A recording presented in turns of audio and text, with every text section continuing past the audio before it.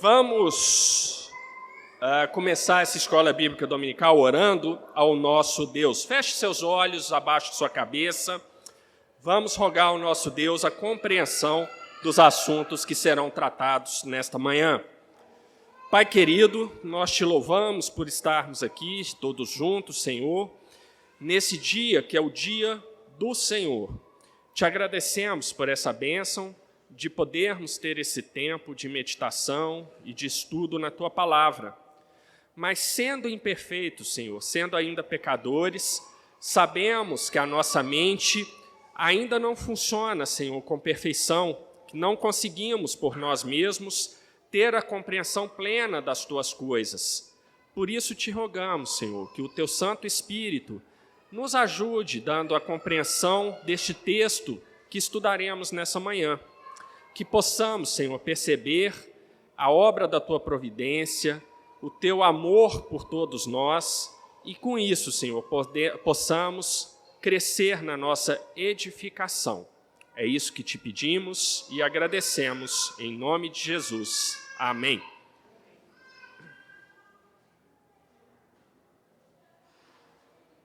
Meus irmãos, eu peço que vocês abram no capítulo 3 de Atos. Esse é um capítulo de transição na narrativa de Lucas em Atos.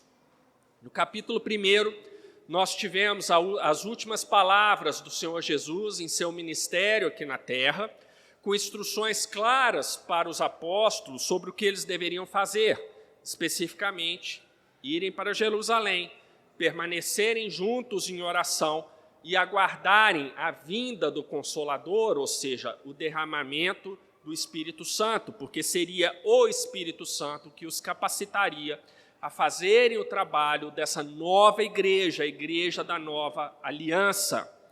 Os apóstolos, então, obedecem ao Senhor Jesus, vão para Jerusalém junto com os outros crentes judeus da época. Isso é importante, igual eu ressaltei no domingo passado. Neste momento da história, nós estamos vendo o desenvolvimento da igreja sob a égide da nova aliança, mas é uma igreja que inicialmente é composta por crentes judeus. A mensagem do evangelho ainda não tinha sido pregada de forma intensa para os gentios. Então, é uma igreja fundamentalmente judaica nesse ponto da história. Então, os apóstolos, juntos com os demais crentes judeus, vão para Jerusalém e ali reunidos e ali perseverando em oração, então acontece aquele momento maravilhoso da história da igreja, que é o derramamento do Espírito Santo, sinalizando que, a partir daquele momento, começa a igreja da nova aliança. E agora, aqueles apóstolos e aqueles outros que receberam o Espírito Santo estavam formalmente capacitados a iniciarem nesse esforço de evangelização. Lembrando a vocês que um ponto que eu tenho ressaltado muito é que a vontade de Deus, desde o Antigo Testamento, e manifestada de forma muito clara desde o Antigo Testamento, como vimos nos estudos anteriores, é que a mensagem salvadora do Evangelho fosse pregada a todas as nações. Então, nós veremos mais para frente que Deus não faz distinção ou acepção de pessoas. Tanto judeus quanto gentios eram alvos da graça redentora de Deus por meio do seu santo evangelho. Só que uma coisa que eu enfatizei muito com os irmãos lá no estudo dos atributos de Deus e que eu gosto de enfatizar aqui na EBD, primeiro porque eu gosto desse assunto mesmo, eu tenho que confessar, e segundo porque eu acho que é importante. Deus é um ser atemporal, então nós já sabemos que todas as coisas já foram determinadas por Deus antes mesmo da criação do mundo. Deus não está limitado ao tempo. Mas nós somos criaturas temporais, então as coisas acontecem para nós numa sequência cronológica. Então, trazendo isso para o que estamos estudando em Atos, nós hoje, com o benefício do tempo que nós já temos a revelação completa, nós sabemos desde o estudo das profecias do Antigo Testamento que a vontade de Deus, o decreto de Deus, a determinação de Deus é que a mensagem redentora do Evangelho fosse pregada a todas as nações. Mas, no tempo, Deus, segundo o sábio conselho da sua própria vontade, começa a trabalhar esse plano por meio de um povo escolhido, e aí vem o pacto com Abraão, que vai ser o povo judeu. Então, aprove a Deus que a mensagem de redenção fosse primeiro para os judeus. Por que ele fez isso? Porque ele é o Deus soberano e ele decidiu que assim seria. Ele podia ter determinado qualquer outro povo, escolheu os judeus. Então, nós temos um desenvolvimento temporal da proclamação do Evangelho. A proclamação do Evangelho começa no Antigo Testamento. Não é um Evangelho completo, porque a plenitude dos tempos, representada pela vinda do Senhor Jesus, ainda estava por se realizar no tempo, mas já era uma sombra do Evangelho. O Evangelho está ali no Antigo Testamento de maneira muito clara. Então, Deus continua o desenvolvimento temporal da sua igreja, e nós chegamos aqui em Atos nesse momento, aquele grupo de judeus, agora crentes, agora capacitados pelo Espírito Santo, eles vão começar a trabalhar nesse propósito maior de Deus, que é a pregação do Evangelho, que é levar as boas novas de salvação a todos os povos, sejam judeus, sejam gentios. E aqui é importante porque, como eu ia dizendo, o capítulo 3 de Atos vai ser um capítulo de transição. No primeiro capítulo, o Senhor Jesus, então, dá as últimas instruções. Segundo capítulo, nós temos o derramamento do Espírito Santo e a capacitação dos crentes para a missão da igreja, sobre a qual falarei mais ao final. E agora, no capítulo 3, nós vamos ter uma mudança no tom, que vai se estender até mais ou menos o capítulo 8 de Atos. Se nós pegássemos os 2 primeiros capítulos, nós diríamos, ora, se fosse um filme, Lucas poderia ter escrito, e viveram felizes para sempre. Só que Lucas, como hábil escritor que ele era, ele começa a montar um cenário um pouco diferente para a igreja. Esse capítulo 3, eu gosto de comparar, que é aquele capítulo que se assemelha quando nós fazemos uma viagem de carro com a família. E você está viajando naquela estrada, e o céu está bonito, sem nenhuma nuvem, aquele sol, aquela coisa maravilhosa. Aí, de repente, depois de algumas centenas de quilômetros, você vê lá adiante nuvens de tempestade se formando.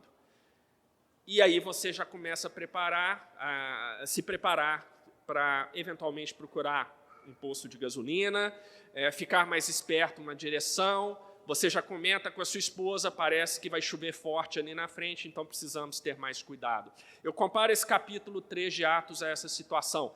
Lucas começa com uma viagem bonita, com céu azul, sem nenhuma nuvem, sol brilhando, todo mundo feliz, todo mundo cantando. Mas depois, como nós veremos na próxima EBD, no capítulo 4, as nuvens de tempestade vêm para cima da igreja. Queridos, a igreja do Senhor Jesus, desde todo sempre, ela enfrenta oposição, e Lucas mostra isso claramente no seu início. Aqueles momentos de alegria, de comunhão, de intenso amor uns pelos outros, mostrados aqui, tanto no capítulo 1, nas últimas instruções do Senhor Jesus, quanto no capítulo 2, que é a descida do Espírito Santo.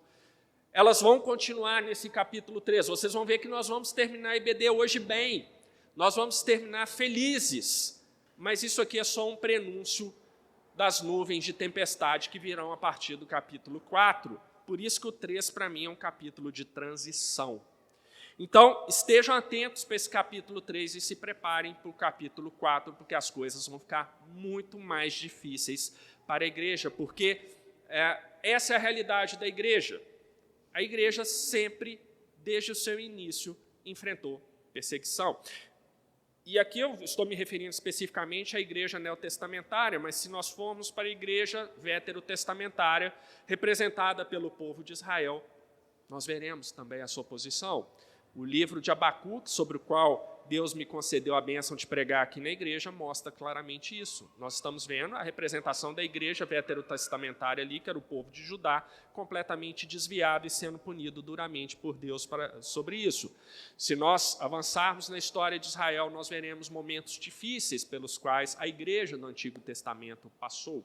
Então, a oposição à igreja sempre existiu, sempre existirá enquanto nós estivermos neste mundo. Então, vamos ver o capítulo 3. Esse capítulo 3 tem uma estrutura semelhante à do capítulo anterior. Aqui, mais uma vez, Lucas nos mostra uma intervenção sobrenatural do Senhor Jesus por meio do Espírito Santo na igreja, igual no capítulo 2, em que essa intervenção foi o derramamento do Espírito Santo. Aqui será a cura de um homem. E lá no capítulo 2, o derramamento do Espírito faz com que muitas pessoas passem a ter simpatia pela igreja. Não significa que todos foram convertidos, mas houve um clima favorável à igreja. No capítulo 3, a cura do coxo também vai criar um clima favorável à igreja num primeiro momento, mas no capítulo 4 as coisas vão mudar radicalmente. Mas então há essa semelhança do capítulo 3 com o capítulo 2. E é sobre isso que nós vamos ver aqui. Qual é a situação que Lucas nos traz nesse capítulo 2? Vimos lá no capítulo anterior que então aquelas pessoas, especialmente os apóstolos, já estavam capacitados pelo Espírito Santo de Deus para iniciar o trabalho de pregação. Mas o capítulo 3, e é muito interessante, meus irmãos, Lucas ele é muito hábil na forma de escrever. O capítulo 3 é quase começando como no dia seguinte, que era um dia normal, então é o que a gente vai ler aqui nos versículos 1 e 2. Então, atenção à leitura. E Pedro e João subiam juntos ao templo à hora da oração, a nona. E era trazido um homem que desde o ventre de sua mãe era coxo, o qual todos os dias punham à porta do templo, chamada Formosa, para pedir esmola aos que entravam. A narrativa de Lucas, então, já logo de cara nos mostra qual é a situação. Nós temos duas cenas importantes aí. Primeiro, Pedro e João, dois apóstolos, se dirigiam ao templo de Jerusalém. Esse era um costume dos judeus piedosos. Havia o sacrifício da tarde, a hora nona mencionada aí na passagem, equivale a mais ou menos 3 horas da tarde. Então, era um horário de sacrifício. Então, os judeus piedosos iam ao templo para participarem daquele momento, e Pedro e João, como judeus, eles estavam cumprindo isso, estavam indo ao templo para participar desse momento. E como também era comum naquela época de Jesus, havia muitos pedintes ali no templo, porque o templo era enorme. Algumas Bíblias aí vão trazer o desenho do templo, né, na época de Jesus. Não é o templo de Salomão, que já tinha sido destruído, esse aí é o chamado templo de Herodes, ou é o segundo templo, né, que eles falam? Terceiro já, né? É o terceiro mesmo? Não, tá certo. Tá certo, é o terceiro templo. Eles agora querem reconstruir o quarto templo, aquilo que eu mencionei para vocês, que os utensílios já estão prontinhos lá em Israel. Só falta construir o quarto templo. Eu acho que eles não vão chegar a construir, mas vamos lá. Eu só acho. Acho que alguma outra coisa vai acontecer antes e que vai dispensar a necessidade de construção de um outro templo. Só acho. Bom, mas então, o templo era muito grande, era um local de grande fluxo de pessoas, e como acontece hoje nas cidades onde tem muita gente circulando, havia também muitos pedintes, muitas pessoas ali que eram necessitadas, então iam para aqueles locais de grande movimento para fazer os seus pedidos. E aqui nós temos, então, numa primeira cena, Pedro e João como apóstolos de Cristo, mas judeus piedosos se dirigindo ao templo para cumprirem com as suas obrigações ali como judeus. E, por outro lado, havia um homem que desde o ventre da sua mãe era coxo, ou seja, um homem que já nasceu com uma deficiência física, um portador de necessidades especiais. E aqui é uma informação interessante, porque, primeiro, ele era um homem, e esse problema físico dele o incapacitava a conseguir o seu próprio sustento, que era a obrigação dos homens daquela época. Então, era uma situação extremamente difícil. Aquele homem estava incapacitado de gerar o seu próprio sustento. A Escritura não entra em detalhes, mas quando fala que todos os dias o punham à porta do templo, eu acredito que era uma limitação bastante severa, né? A ideia do coxo para nós hoje em dia dá uma ideia de uma pessoa que manca, mas anda. Mas se a gente for lá no texto original, a gente vê que Lucas enfatiza isso usando um termo que não é muito politicamente correto, mas se aqui a gente fosse traduzir igual está lá no texto original em grego, seria, desde o ventre da sua mãe, era aleijado coxo. É isso que está escrito no texto original. Tá? Então, Lucas enfatiza que provavelmente era uma necessidade especial ali muito severa mesmo, ao ponto de que ele não conseguia andar mesmo. Tá? Então, e era tão severo que o próprio texto esclarece que ele precisava ser levado pelos outros e colocado à porta do templo. Então, ele era um homem que não tinha como trabalhar, como garantir o seu próprio sustento. E nessa época aqui dos apóstolos, não existia qualquer tipo de auxílio social do Estado, como existe hoje. Essas coisas de auxílio do Estado, elas são relativamente recentes, elas vão começar, de fato, ali por volta do século XVIII. O sistema de previdência e assistência social é uma invenção moderna, não era desse tempo. Domingo passado eu mencionei para os irmãos que as pessoas dessa época aqui tinham que trabalhar até a morte mesmo, porque não existia aposentadoria, não existia auxílio do Estado. As pessoas tinham que ser ajudadas primeiro pelas famílias, e as famílias falando, as pessoas ficavam léu. Nós vamos ver futuramente aqui em Atos que a igreja passa a desenvolver um papel nesse sentido para os crentes. A igreja ajuda os crentes necessitados, e nós vamos ver que isso inclusive, vai ser um problema com o qual os apóstolos terão que lidar, porque eles vão ficar sobrecarregados com a parte social e deixando um pouco de lado a pregação da palavra. Mas a gente ainda vai chegar lá, temos muito tempo, muita coisa ainda para acontecer em Atos. Bom, então esse homem dependia da misericórdia das pessoas que lhe davam esmolas. Nada que o homem pudesse fazer mudaria a sua condição. Então, meus irmãos, prestem atenção nisso. Nós temos uma pessoa que por si mesma não é capaz de sair da condição em que se encontra. Nós temos uma pessoa que depende da misericórdia dos outros para sair da situação da qual ela se encontra. Vocês estão percebendo duas características interessantes aí que Lucas está mostrando? Olha só, alguém que pelo seu próprio esforço é incapaz de sair da sua própria condição. Uma condição triste, deplorável, incapacitante. Essa pessoa, para sobreviver, depende da misericórdia de outros. Olha que interessante isso aí no texto de Lucas. Bom, então, Pedro e João estão indo para o templo exatamente no momento em que aquele homem estava ali pedindo as esmolas. Era um homem adulto, então, se ele tinha essa deficiência física desde nascença, então esse homem estava há anos e anos e anos vivendo ali de esmolas.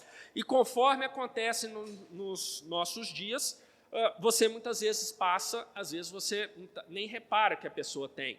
E às vezes as pessoas que passam ali do lado só tiravam dinheiro e julgavam nele, mas nem olhavam para ele. Então aquele homem ficava ali sentado pedindo as esmolas.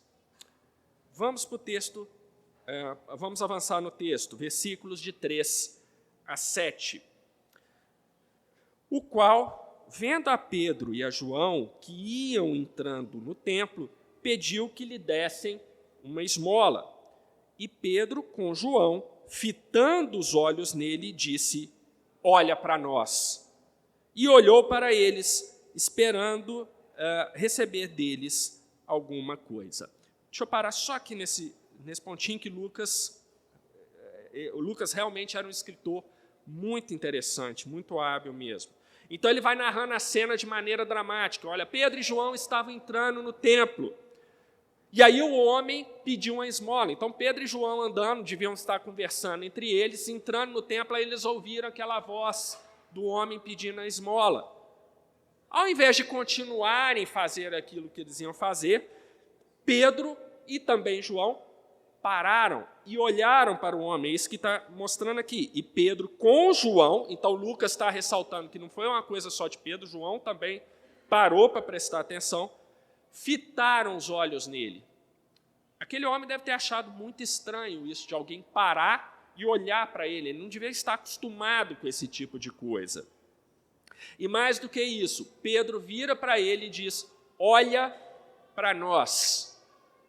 Eu imagino que aquele homem devia ficar pedindo esmola, olhando para o chão, porque ele sabe que ninguém ia prestar atenção nele mesmo. Então ele não devia estar acostumado a ficar olhando para as pessoas e pedindo assim.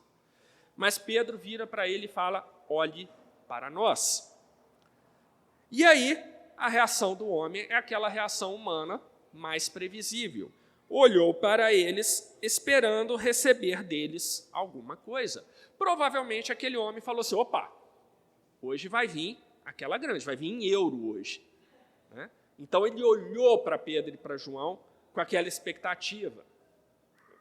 Se eles pediram, pararam, falaram comigo, pediram para eu olhar para eles, é porque eles vão me dar alguma coisa.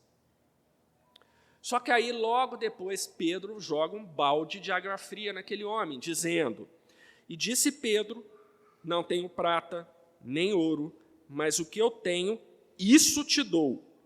E aqui um ponto importante, olha o que Pedro faz: em nome de Jesus Cristo, o Nazareno, levanta-te e anda.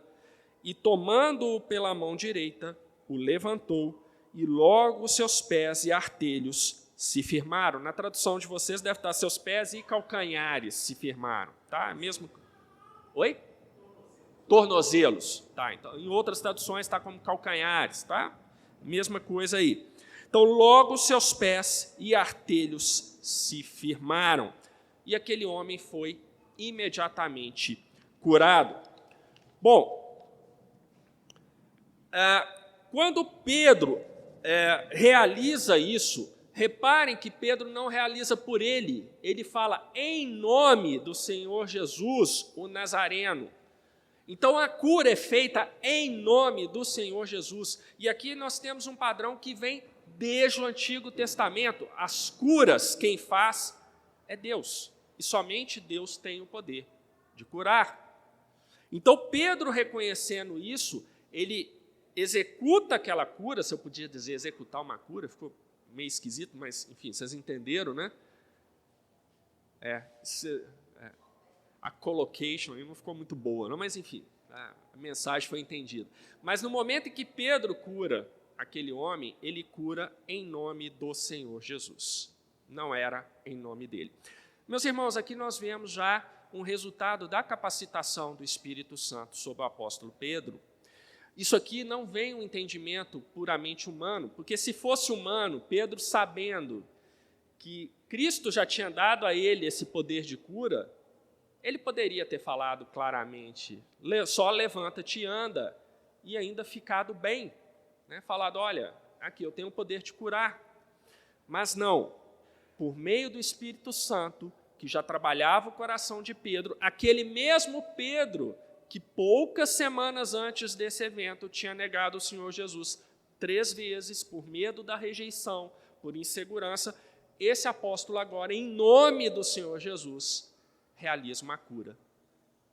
E, para ser redundante, uma cura milagrosa aqui. Então, um homem que tinha uma deficiência severa, uma deficiência física severa desde criança, ele foi imediatamente curado. Aqui eu queria investir um pouco de tempo. Eu sei que isso aqui na Peregrinos é muito tranquilo, mas há muitos irmãos que, como eu, vêm de tradições diferentes, e no meio protestante há algumas questões envolvendo o dom de cura. Nós vemos aí algumas pessoas que, infelizmente, se apresentam como capazes de curar as pessoas, né? E a gente vê muitos pastores, apóstolos, profetas, profetisas e derivados aí em várias igrejas, realizando aquilo que eles chamam de cura.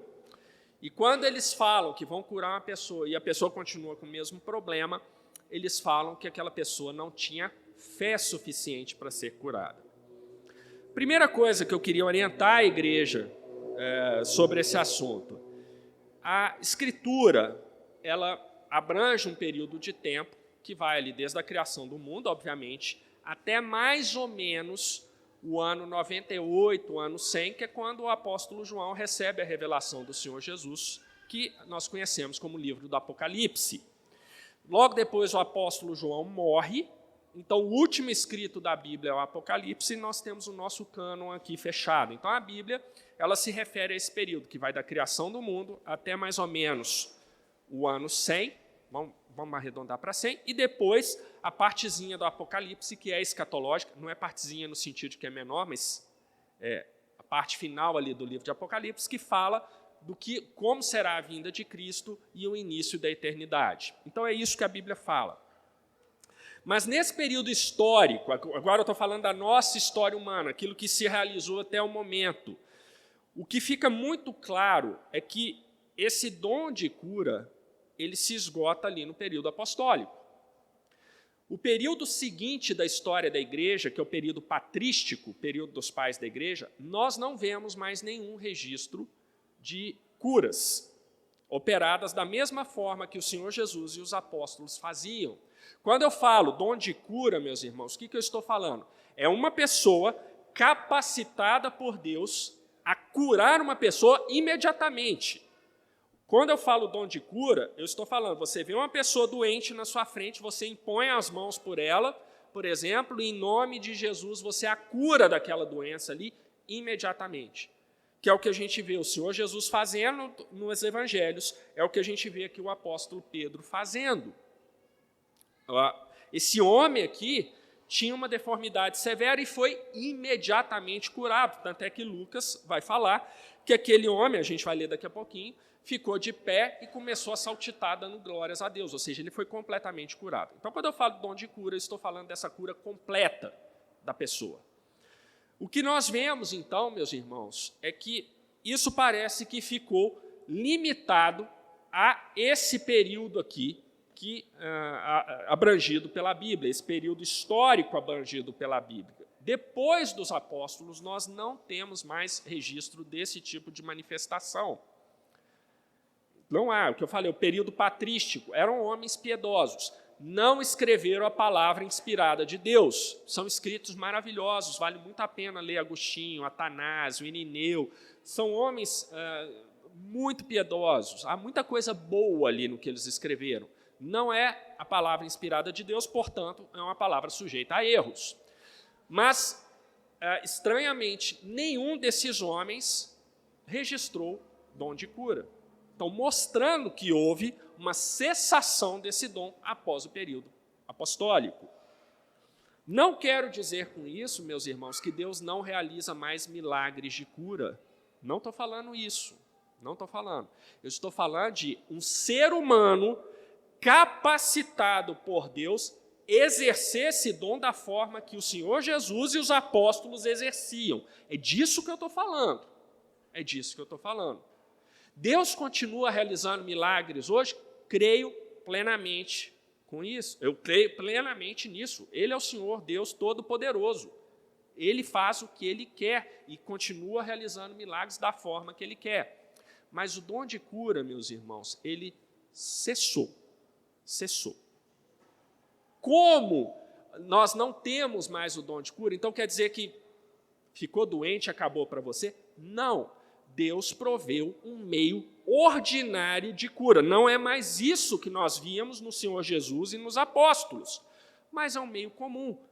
Deus permitiu, pela sua graça, pela sua misericórdia para com pecadores, que o intelecto humano continuasse a se desenvolver, que a ciência, a verdadeira ciência, não essa versão apóstata que a gente vê aí, que é ensinada nas universidades, mas aí é um outro assunto, a verdadeira ciência permitiu que o homem descobrisse medicamentos que são efetivos.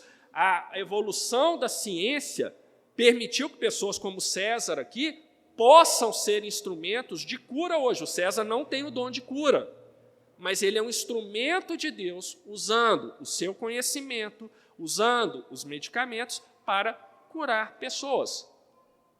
E nem sempre dá certo, né, César? Se o César vier aqui na frente contar os casos dele, ele vai contar casos alegres e vai contar casos tristes. Então, meus irmãos, isso, como eu disse, eu sei que aqui na Peregrinos isso é tranquilo, né, mas é uma orientação que eu preciso dar para os irmãos, que às vezes os irmãos vão conversar com outros irmãos que não têm essa visão, mas podem ficar absolutamente seguros, o dom de cura cessou. Ele não está mais presente nos nossos dias. A cura hoje é operada por Deus pelos meios ordinários. Mais uma vez, quer dizer que Deus não pode operar uma cura milagrosa? É claro que Ele pode operar. Mas nós não vamos ter pessoas como o Senhor Jesus e como os apóstolos que continuamente vão exercer esse dom de cura. Tá? Isso aí precisa ficar bem claro para vocês. Ah, mas então o apóstolo tal, a profetisa tal, que eu vi na igreja tal curando. Não. Tá? Não. Mas ele é um apóstolo? Não. São dois erros aí. Ele é apóstolo e segundo ele curou. Não. Tá? Então não. Isso aí eu posso dizer para vocês com base na palavra de Deus. Então, dom de cura cessou. Acabou. Foi para o período do Senhor Jesus, período dos apóstolos. E agora a pergunta interessante. Mas por que cessou? Por que cessou? Porque Deus queria, aqui no caso de Atos, que isso marcasse para o povo ali de maneira muito clara, que era o início de uma nova aliança, que algo extraordinário, operado por Deus na figura do Senhor Jesus, estava acontecendo. Então, os sinais extraordinários precisavam ser mostrados para que não houvesse dúvida que aquilo ali vinha de Deus. Porque se não tivesse isso para o povo daquele tempo, meus irmãos, ia acontecer igual a gente viu no domingo passado. O povo ia falar o quê? Ah, está todo mundo bêbado. A gente ia dar uma explicação humana, uma explicação científica para aquilo ali. Mas aqui não. Aprove a Deus que o início dessa nova igreja fosse marcado por meio de sinais sobrenaturais, entre eles da cura. Isso cessou. Tá? Cessou.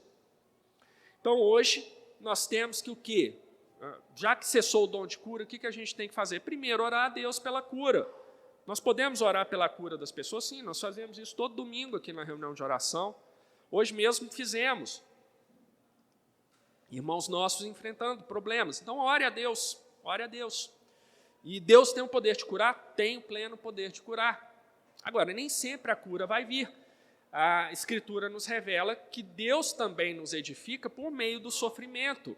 Um exemplo, o apóstolo Paulo. 3 vezes o apóstolo Paulo pede para Deus tirar o espinho da carne dele. Alguns alegam que era uma enxaqueca muito forte, outros alegam que Paulo tinha um problema no nervo ciático. A gente não sabe, mas era alguma coisa que incomodava muito Paulo. Mas Deus falou para ele, não, a minha graça te basta. Por meio da sua fraqueza, eu vou te edificar. Então, algumas vezes acontece isso, meus irmãos, acontece. É muito difícil isso para nós. Eu falo para os irmãos que eu gostaria muito, né, humanamente falando, então, por favor, pastor e presbíteros, não me expulsem. Eu gostaria muito de ter o dom de cura, porque as 2 semanas mais difíceis que eu tive na minha vida foi com minha mãe na UTI de um hospital, ela lá imóvel por causa de um AVC hemorrágico. E eu posso atestar para os irmãos que você se sente absolutamente impotente, porque nada do que você faça vai mudar aquela situação dela. E não mudou, realmente não mudou. Eu não pude fazer absolutamente nada, a não ser, pela misericórdia de Deus, ter 2 semanas para me despedir dela. E foi bom para mim, foi bom para o meu irmão, que pôde vir do exterior para passar. Mas eu não curei a minha mãe. Não curei a minha mãe. Não é porque eu tenho pecado não confessado ou várias coisas. Tem pecados vários. Eu já falei para os irmãos que eu já sequer devia estar aqui na frente. Mas é porque o dom de cura cessou. Não havia o que fazer por ela. Mas a gente tem a alegria de saber, né? Nós da família temos a alegria de saber que ela, se pudesse me ver hoje, ela ficaria com pena de ver a minha situação hoje nesse mundo decaído e ela usufruindo de tantas bênçãos de Deus diretamente. É isso, meus irmãos. Não é fácil, não estou falando que isso é uma coisa...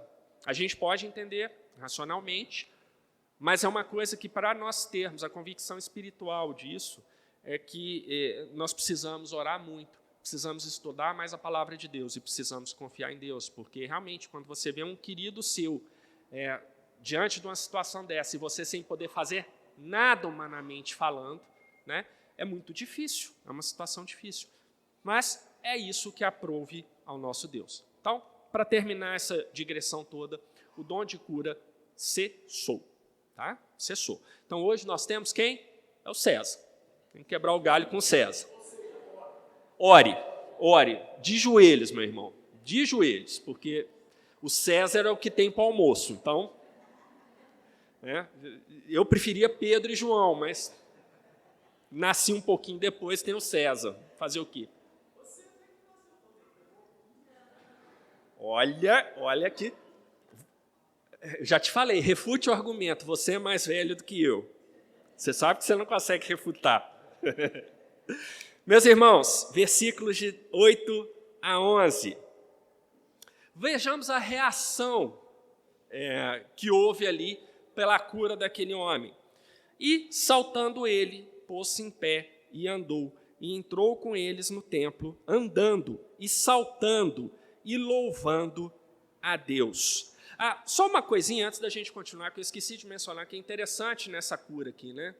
Porque eu falei para vocês que os que hoje ficam nas igrejas realizando curas, né, entre aspas, aí, quando a cura não tem efeito, eles falam assim, mas você não teve fé, é porque você não era crente. Gente, esse homem aqui, esse coxo, ele não era crente não, tá?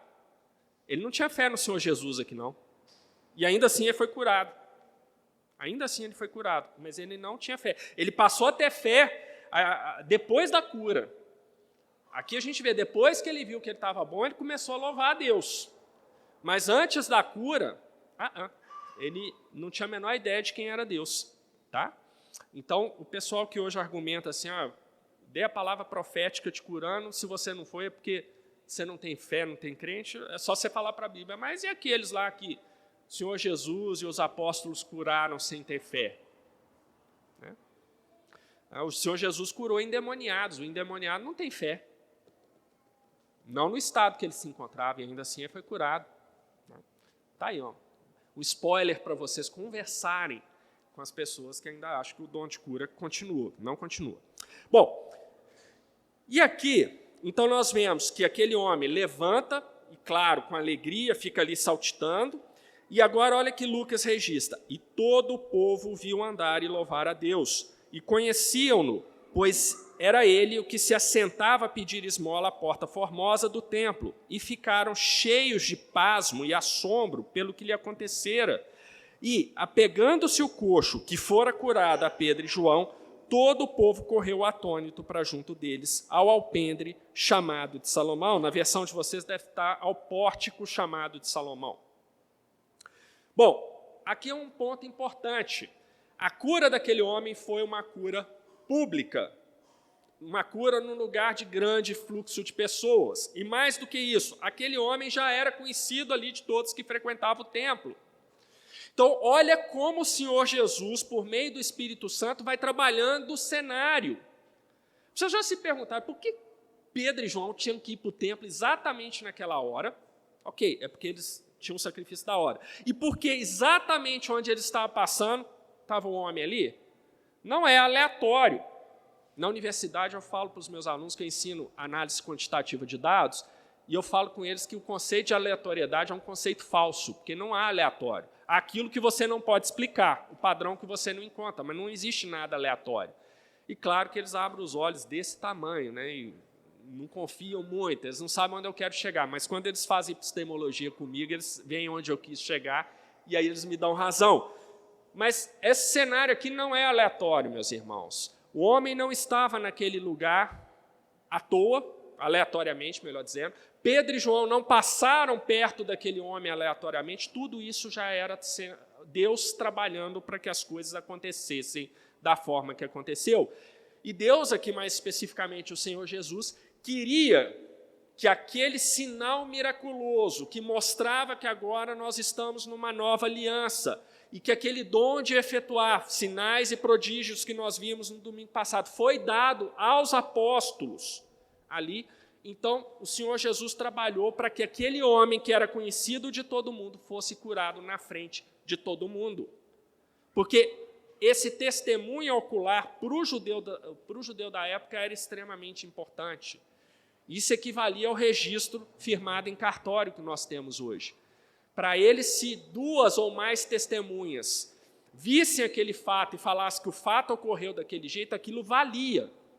Percebe que aqui há um contexto judaico por trás da narrativa de Lucas. Então, era importante que o Senhor Jesus, por meio do Espírito Santo, operasse aquele milagre publicamente, que todos pudessem ver.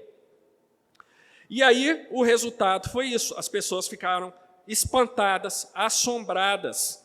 E o coxo grudou ali em Pedro e em João. Claro, ele estava alegre, ele estava feliz.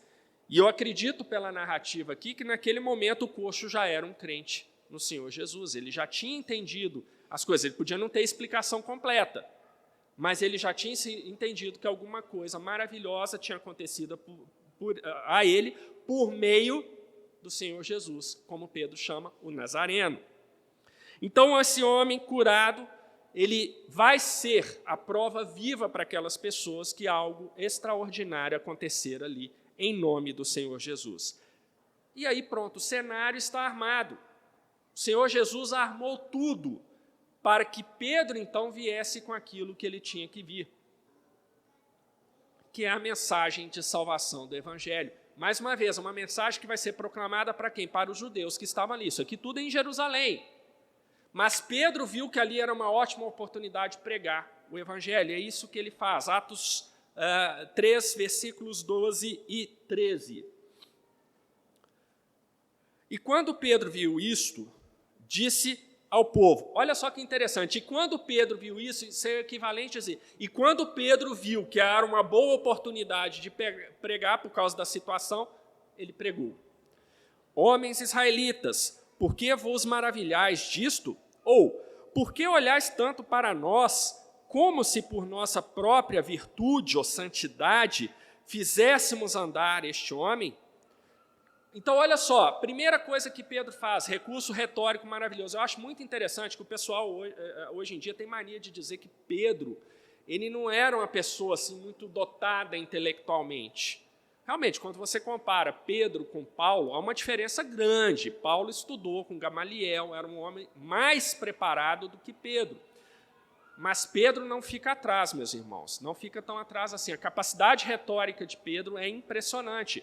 Ele começa o seu sermão chamando a atenção de todo mundo. Gente, por que vocês estão olhando para nós maravilhados? Nós não fizemos nada. Olha só o gancho que ele lança para as pessoas. Na mente do judeu, ao ouvir isso, ele devia falar, mas peraí, eu acabei de ver você curando um homem. Pronto, você já captou a atenção da audiência, recurso retórico.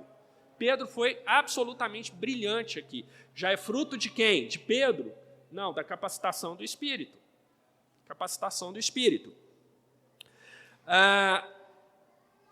O Deus de Abraão, de Isaque e de Jacó, o Deus de nossos pais. Aqui, a gente vê, deixa eu parar nesse trechinho aqui, que Pedro começa com uma mensagem teocêntrica, ele fala, por que vocês estão olhando para nós? Nós somos homens, nós não fizemos nada.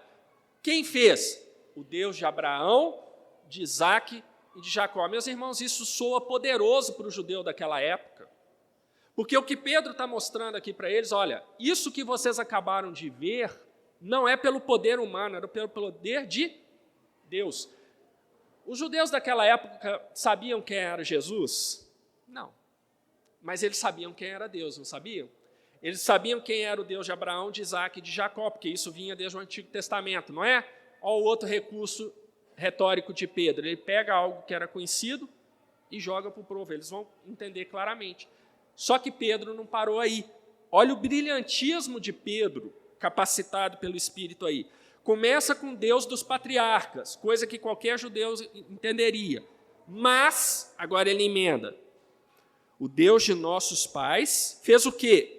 Glorificou a seu Filho Jesus.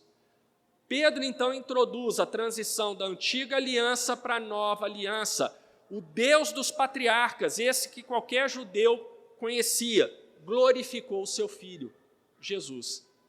Ah, mas eu não sabia quem era Jesus. Podia ter muita gente ali que chegou em Jerusalém depois de todos aqueles eventos.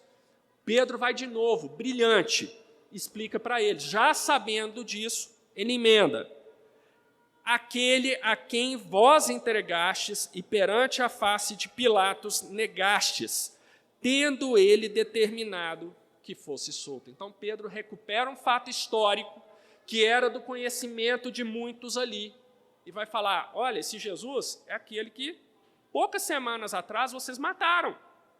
Vocês negaram e mataram. Esses que vocês negaram e mataram é aquele que Deus glorificou.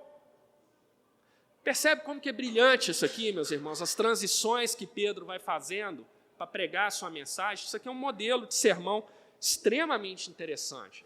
Quando você para pensar nisso aqui que ele está fazendo, é maravilhoso.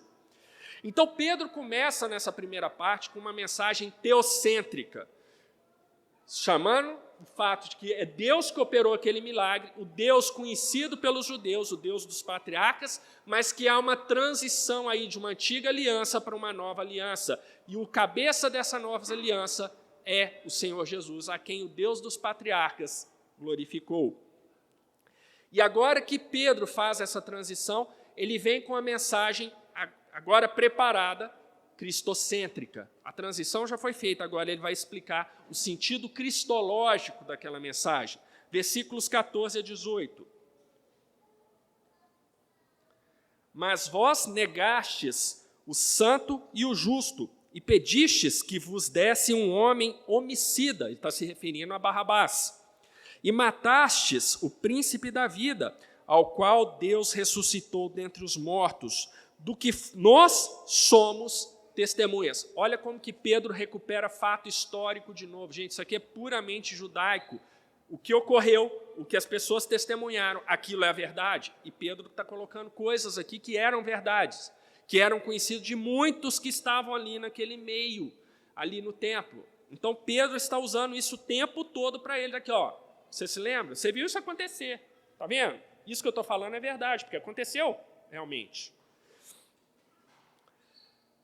Pela fé no seu nome, fez o seu nome fortalecer a este que vede e conheceis. Sim, a fé que vem por ele deu a este, na presença de todos vós, esta perfeita saúde. E agora, irmãos, eu sei que o fizestes por ignorância, como também os vossos príncipes. Na tradução de vocês deve estar como as vossas autoridades.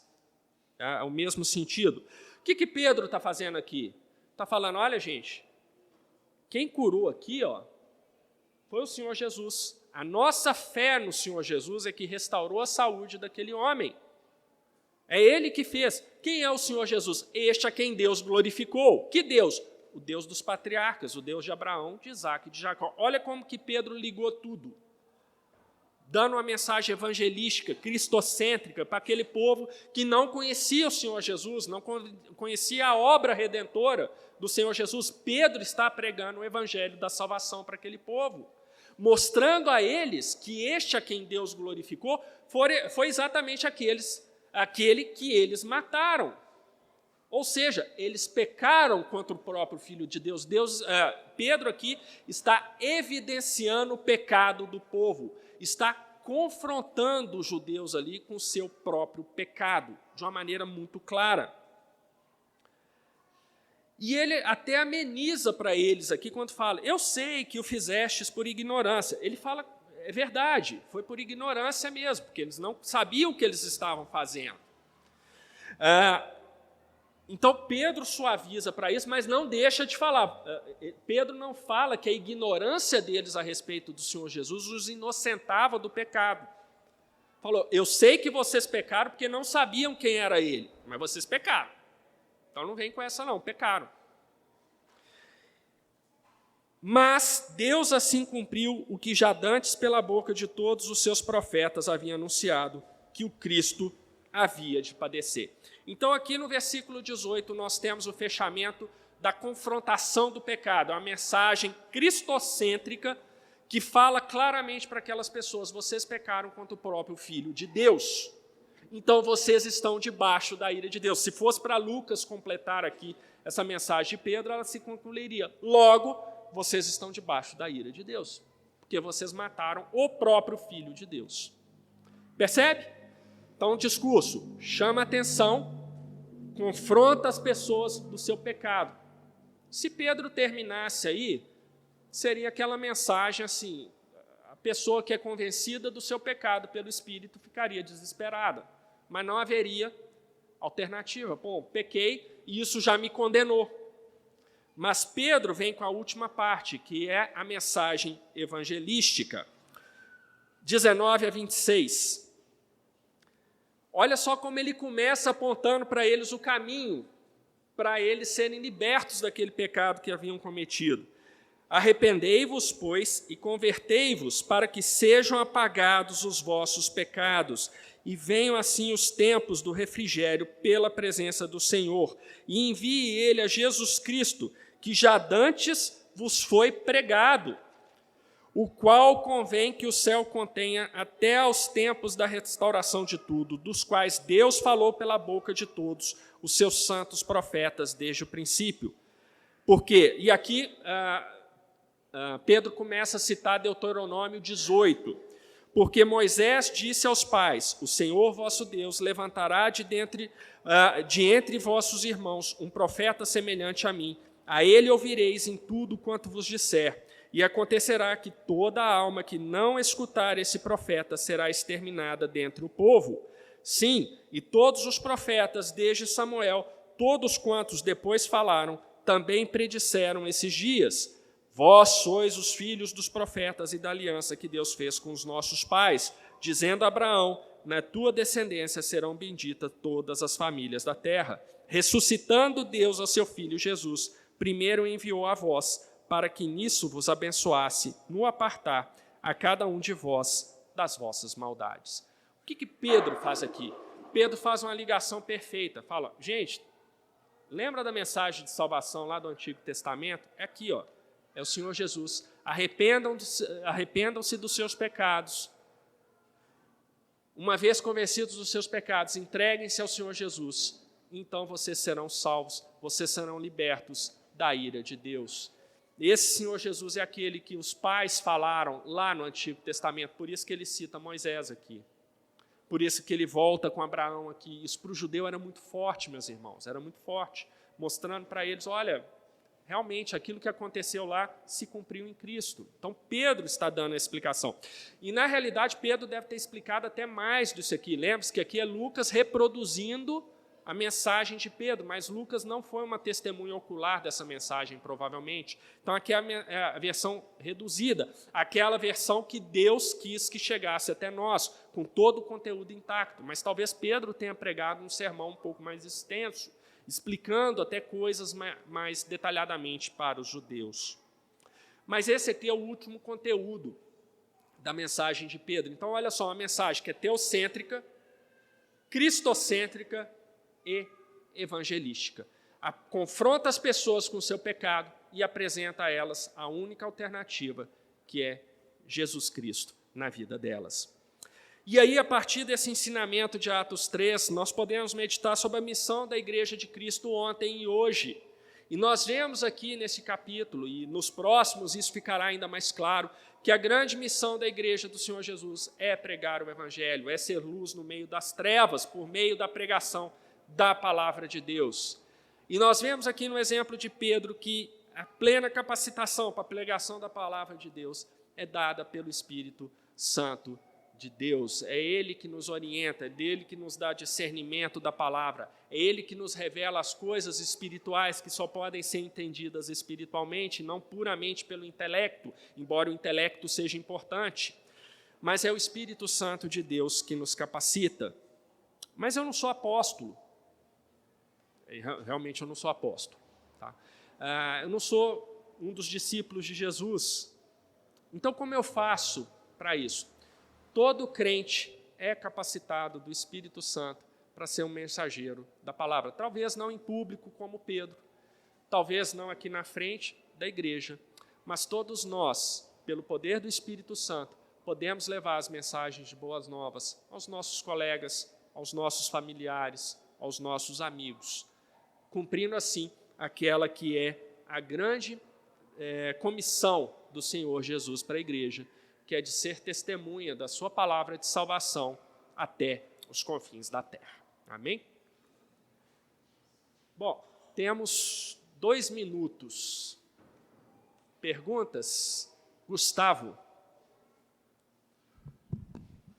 Espera aí, Gustavo. Humberto, olhando para a cura desse coxo aqui, ele não podia, como você disse, ele não podia fazer nada por ele mesmo, ele precisava que alguém fizesse algo por ele, para ele viver, para ele se sustentar. E aí Deus cura ele, então ele passa a crer. A gente consegue fazer um paralelo com a salvação, sendo a fé não a condição para a salvação, mas um resultado? Igual aconteceu com esse coxo aqui, que ele creu e louvou a Deus, depois que ele foi curado. O que essa passagem mostra muito claramente, Gustavo, é que a graça de Deus ela é estendida tanto à pessoa que tem fé quanto à pessoa que não tem fé. No caso especificamente desse coxo, havia um objetivo ali de marcar, por meio desse sinal extraordinário, que Deus estava operando algo sobrenaturalmente ali, marcando o início da sua igreja. Então, a fé daquele coxo não determinava se Deus derramaria a graça a ele ou não. Mas, por meio daquilo que foi operado, aquele coxo creu.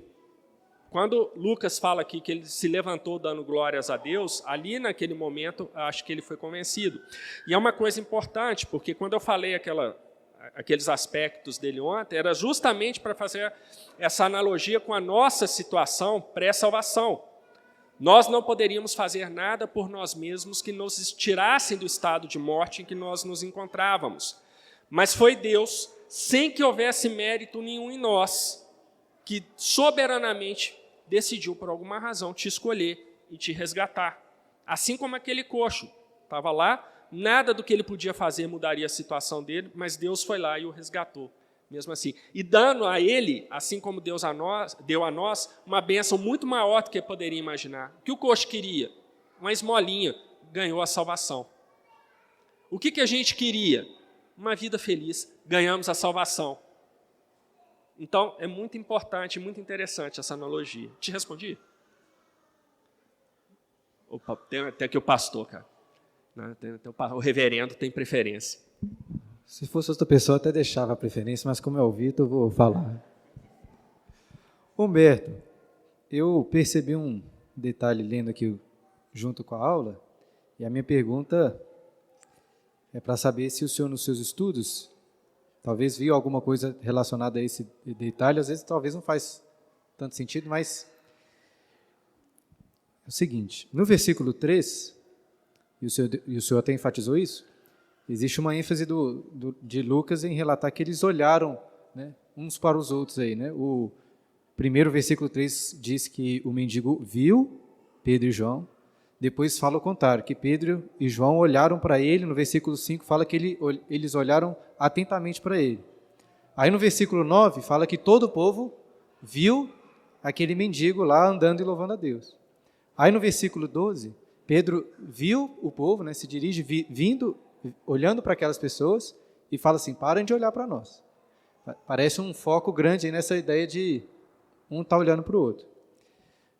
E mais do que isso, na sequência parece que existe um contraste, assim, me pareceu um contraste, porque depois o foco sai um pouco dos olhos para aquilo que é ouvido e proclamado. No versículo 18, fala daquilo que anunciaram, né, pela boca dos profetas. Aí Pedro, na mensagem dele, diz aí no versículo 21 também, aquilo que a boca dos seus santos profetas falaram. Então, aí no versículo 22, aquele que ouvir tudo quanto que eu vou disser, aquele que não ouvir vai ser exterminado. Aí depois fala ainda no versículo 24 que eles falaram daquilo que tinha sido anunciado. E no capítulo 4, que o senhor vai falar na próxima semana, ou no próximo estudo, fala que muitos que ouviram e a palavra e aceitaram, subindo o número de homens a quase 5.000. Entendeu esse paralelo? Assim, parece que antes eles estavam olhando uns para os outros, depois ouvindo alguma coisa. Não sei se... Às vezes eu estou só pensando em da minha cabeça alguma coisa que não tem nada a ver. A minha pergunta é sincera mesmo, se tem alguma coisa por trás disso aí. Olha, pode ser que tenha, mas eu não pensei. Realmente eu não prestei atenção nessas coisas. Para mim, o ouvir aqui sempre teve ligado a ter atenção com alguma coisa, mas eu nunca pensei nesse ponto de vista. Achei interessante meditar melhor sobre isso, né? Não tinha tentado para esse fato. Não, mas pode ser uma coisa interessante. O que não se vê costuma ser mais interessante do que o que se vê. Bastiat já sabia disso. Exatamente. Mas eu gosto de prestar atenção nisso. Não, você não, primeiro é o Vitor aqui. Depois eu vou pensar se eu passo para você. E a pergunta é o seguinte, não crendo que uma pessoa tenha mais capacidade de curar como os apóstolos tinham, qual que é a sua posição a respeito, por exemplo, de uma cura sobrenatural de Deus, ainda por meio da oração, né? A gente ora por cura de outras pessoas, de terceiros, talvez o César como médico já tenha visto alguma coisa parecida, né? Algo que a medicina não conseguisse explicar, mas através de uma oração da igreja, de familiares, a pessoa foi curada de forma sobrenatural. A gente acredita nisso, não acredita, isso pode ou não pode acontecer ainda? Olha, Vitor, sua pergunta é boa. Como eu disse, Deus opera milagres? Sim, opera. E Ele pode, inclusive, escolher determinados meios. Pode ser a oração da igreja, e por meio da oração da igreja a pessoa foi curada. Pode ser uma pessoa que às vezes chega lá, dá uma palavra, mas por causa daquilo ali, Deus vai operando na pessoa. Pode acontecer de várias formas.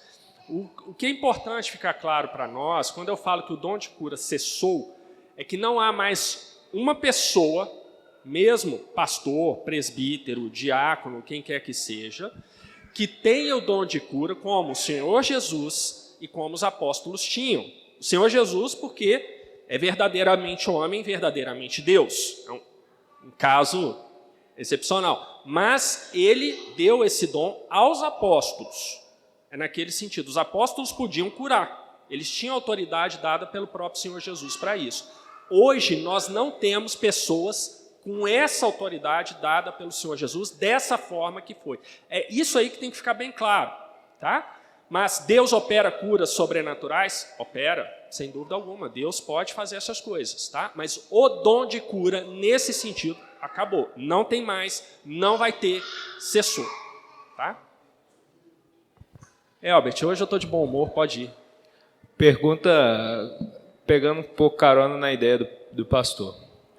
Pode ser que Lucas, na sua teologia bíblica, está querendo evidenciar uma transição da antiga aliança, onde você tem uma evidência cerimonial, tem a lei cerimonial, onde é muito visível, é algo muito visível, para a transição da nova aliança, onde agora a fé vem pelo ouvir, você ouvir a pregação e não tanto mais nessa cerimonialismo, pode ser isso? Pode, concordo com você, pode sim. Lembre-se, o primeiro versículo de Lucas, ele deixa claro que ele está escrevendo para Teófilo, que era um crente provavelmente não de origem judaica. É uma hipótese que tem. Então, o livro de Atos, Lucas está explicando... porque eu já passei muito do tempo, eu sei, mas o Elbert tinha que estar atrapalhando, tá, gente? Qualquer coisa, briga com o Elbert. Mas Lucas está mostrando isso, né? Como que foi o desenvolvimento dessa igreja. Quando Lucas escreveu, todos esses fatos, obviamente, já tinham transcorrido alguns anos. Então, eu concordo com você. Ele está mostrando que há essa transição da antiga para a nova aliança e como essa igreja do Senhor Jesus se insere nessa nova aliança. E ele está explicando isso, mostrando que, inclusive, essa parte cerimonial da lei não se justifica, porque ela já foi cumprida em Cristo, e todos esses detalhes, sim. Meus irmãos, vamos orar para a gente encerrar? Queria até responder mais perguntas, porque está bem legal, mas deu a hora aqui. Senhor Deus, te agradecemos por esses momentos de meditação na Tua Palavra. Te agradecemos, Senhor, por essa mensagem que chega a nós, aos nossos dias, para a nossa edificação. Ó Deus, dá-nos a capacidade para sermos fiéis à Tua Palavra, para proclamá-la, Senhor, também fielmente, cumprindo aquela determinação que o Senhor Jesus deu para cada um de nós como parte da sua igreja. Não apenas a igreja terrena, Senhor, mas a igreja celestial, formada por todos aqueles que, pela graça de Deus e pelo sacrifício do Senhor Jesus, se achegam a Ele hoje e com Ele habitarão por toda a eternidade. É isso que te pedimos, Senhor, e agradecemos. Em nome de Jesus. Amém.